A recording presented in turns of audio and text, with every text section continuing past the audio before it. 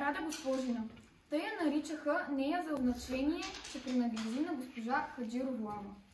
Беше високо, стройно и хубаво момиче, с простодушен и светъл поглед и с миловидно, чисто и бяло лице, което черната забрадка отваряше още повече. Сираче от дете, Рада от много години живееше под един покрив с Хаджировлама, която я беше прибрала за храненица. После покровителката й я направи послушница в метоха. Сиреч момиче, което се подготвя за монахиня и я облече в обязателните черни дрехи.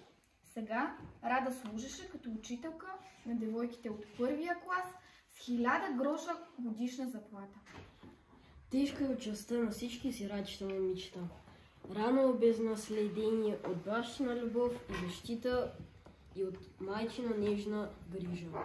Хвърлени на произвола на морската милост или жестокосърдие, те отрастват и вереят, без да ги е огряла сладка, животворна усмивка. Сред чужди тям, равнодушни лица. Те са цветя, поникнали под покрив, населили и без дъх. Пропуснете въз тях една великодушна струя светлина и техният скрит аромат умирисва въздуха. Рада беше порасла в тая задушлива и мъртваща атмосфера на килийния живот под строгия несъчувствен надзор на старата сплетница.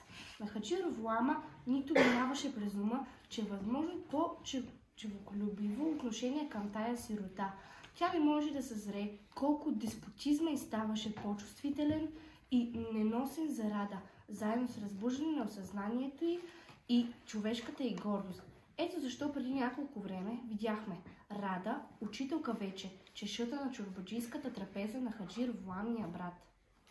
Тия дни Рада беше твърде улисана в училището, защото приближаваше годишният изпит. Денят му скоро настана. Още от сутринта девическото училище хвана да се пълни с ученички, пременени, пригладени и натруфени като пеперутки от майките си. Те с отворени книжки бръмчаха като рой пчели и преговаряха за последен път уроците си. Черкова пусна и народът да навлиза в училището, както обичаят да види годишните успехи на учениците. Прекрасни венци окичваха вратите, прозорците и катедрата. А образът на свети Кирила и Методия поглеждаше из великолепно кръжило от трендафили, росни цветя и клончетата от тела и чемшир. Скоро предните чинове се запълниха от ученичките, а всичкото останало място от публиката. По-предните хора от тях, които стояха напред, а някой даже на столове. Между тях някои наши познайници, но останаха още няколко стола за бъдещи отлични посетители. Рада свенливо нареждаше ученичките на чиновете. Даваше ниско някакви наставления. Миловидното й лице, оживено от вълнение по причината на тържествения час и осветлено от големи влажни очи, ставаше обаятелно прелесно. Прозрачни розови облачета, играещи по бузите й, издаваха трептението на свенливата й душа. Рада чувстваше, че стотина любопитни погледи падат сега върху нея и ней. Ставаше неловко, та губеше самообладание. Но щом главният учител захвана речта си и привлече в себе си вниманието, Ради стана по-леко, по-ясно на душата й. Тя хвърли по-смел поглед около си и отпреде. Тя забележи с радост отсъствието на Киряка Стефчов.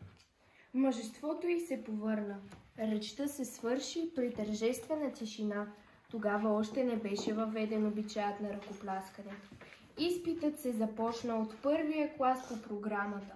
Добродушното и спокойно лице на главния учител Климента и благата му реч вдъхваха самоувереност от девойчетата.